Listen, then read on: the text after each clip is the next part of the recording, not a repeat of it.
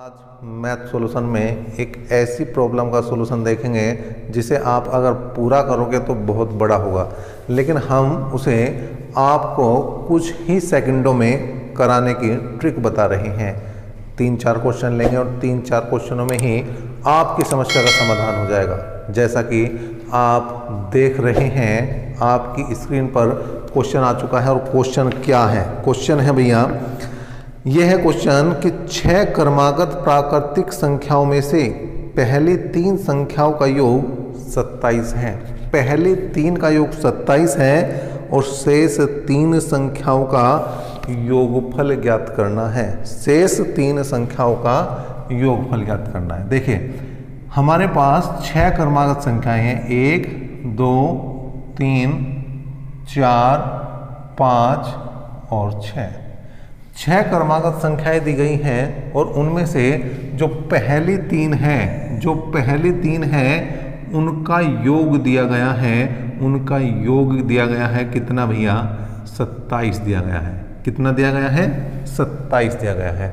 और अंतिम 3 का पूछ रहा है, अंतिम 3 का योग पूछ रहा है। चलिए इस क्वेश्चन को हम समझते हैं किस तरह से, किस अप्रोच से हमें करना चाहिए अगर हमें समय बचाना है। समय बचाना है तो देखिए हम अभी समझते हैं कि ये क्वेश्चन केवल इतना है, कितना? 1 से 3 तक की बात करते हैं। अगर आपके पास 3 क्रमागत संख्याएं हैं, अगर आपके पास 3 क्रमागत संख्याएं हैं और उन 3 क्रमागत संख्याओं का योगफल 27 है और मैं कहूं कि आपको वो संख्याएं निकालनी है, तो देखिए यहाँ पर आप औसत लगा दें, तुरंत औसत लगा दे, 3 से भाग कर दे तो कितना आ गया? 3 तिया 9। इसका मतलब ये वाली संख्या 9 है। कौन सी भैया? जो दूसरी संख्या है वो कितनी है? वो 9 है। दूसरी संख्या 9 है। अगर मुझे आगे की जानी है तो वो 1 बढ़ा देंगे और पीछे की आनी है तो 1 घटा देंगे। ठीक है, मतलब अगर मैं देखूं तो जो तीसरी संख्या है वो 10 है और अगर मैं देखूं जो पहली संख्या है वो 8 है। चलिए भाई, जब 6 क्रमागत है इसका मतलब आगे की संख्या भी तो इसी तरह से निकालनी है। ये 10 है तो ये 11 नहीं होगी, ये 12 होगी और ये होगी कितनी भैया? 13 होगी। बात समझ में आई होगी। एक बार फिर से देखें क्या समस्या है, क्या उसका समाधान है। हमने बताया कि अगर आपके पास पहली 3 संख्याओं का योग दिया गया है, पहली 3 संख्याओं का योग दिया गया है कितना? 27। तुरंत आप क्या बनाएं? औसत बनाएं, एवरेज बनाएं। औसत बनाया तो 9, और अगर विषम संख्याएं हैं तो जो औसत है वो बीच की संख्या है, इसका मतलब 9 जो है वो दूसरी संख्या है। 9 दूसरी है तो 10 तीसरी हो जाएगी, 11 चौथी हो जाएगी, 12 पांचवी हो जाएगी और 13 छठी हो जाएगी। योग चाहिए तो भैया जोड़ दो इन्हें। किसे? हमें इनका योग चाहिए 11 + 12 + 13। ठीक है भाई, तो जोड़ दो।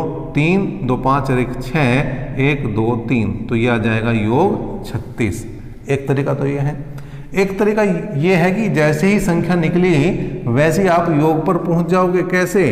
अब बाद की 3 पर ध्यान दो, अब किन पर दो? बाद के 3 पर ध्यान दो।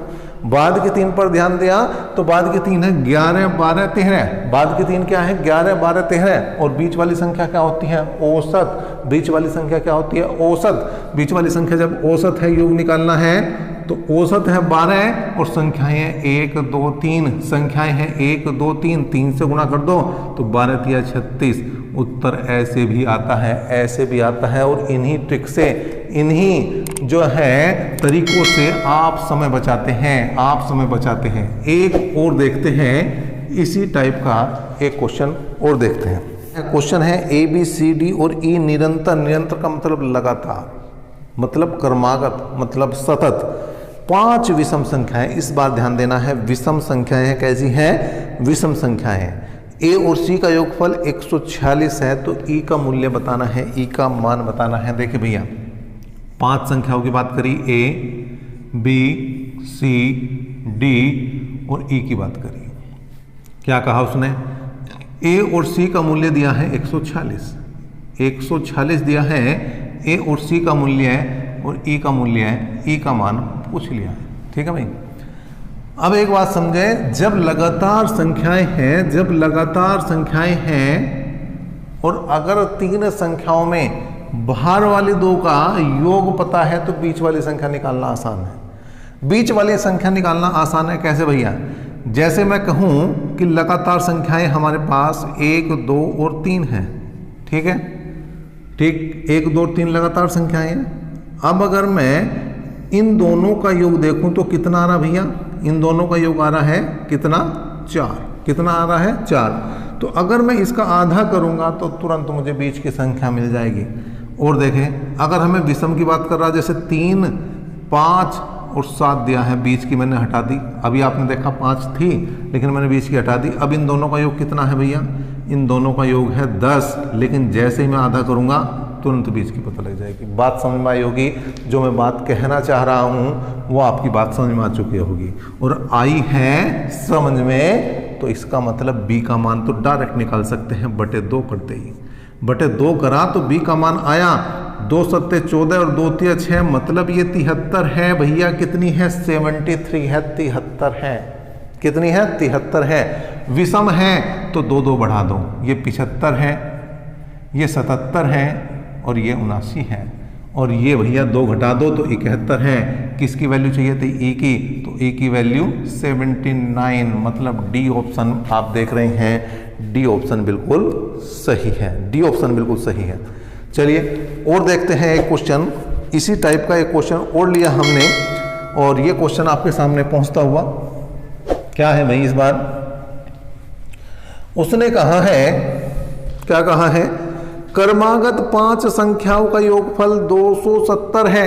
क्रमागत 5 संख्याओं का योगफल 270 है, दूसरी और पांचवी का योग बताना, लगा दो औसत। औसत का आज तुम्हें महत्व पता लग गया होगा, औसत का आज तुम्हें ऐसा महत्व पता लग गया, ऐसी वैल्यू पता लग गई भाई, बहुत इंपॉर्टेंसी है इसकी। तो यहाँ पर 5 लगातार संख्याएं, योग दिया है कितना, 270, योग दिया है कितना भैया, 270। अगर मुझे औसत निकालना है तो डायरेक्ट 5 से भाग कर दूंगा, डायरेक्ट 5 से भाग करूंगा किसको, 270 को, तो 270 बटे 5 मतलब 5 पंजे 25 और 5 चौक 20, मतलब क्या है भैया, ये बीच वाली संख्या 54 है। ये जो तीसरी संख्या है ना, ये ही 54 है, ये जो बीच वाली संख्या है वही 54 है। आगे की जानी है तो 1 बढ़ाना है, पीछे की आनी है 1 घटाना है, घटा दो भैया 1। ये 53 है और ये है 52, ये है 55 और ये है आपका 56, ठीक है भैया। अब क्या पूछा उसने, उसने संख्या नहीं पूछी इस बार, उसने दूसरी और पांचवी का योग पूछ लिया। दूसरी और पांचवी का योग, दूसरी और पांचवी का योग कर दो भैया, दूसरी और पांचवी का जोड़ करेंगे तो 3 और 6 हो जाएगा भैया 9, और 5 और 5 हो जाएगा भैया 10, कुल मिलाकर 109 बनेगा योग किसका, 53 प्लस 56 का योग बन गया है 109, और यही तो इस क्वेश्चन का आंसर है। तो आज आपने देखा है कि औसत से हम किस तरह से बड़े बड़े क्वेश्चनों को बड़े ही आसानी से कर सकते हैं। चलिए आगे फिर से एक नए सॉल्यूशन के साथ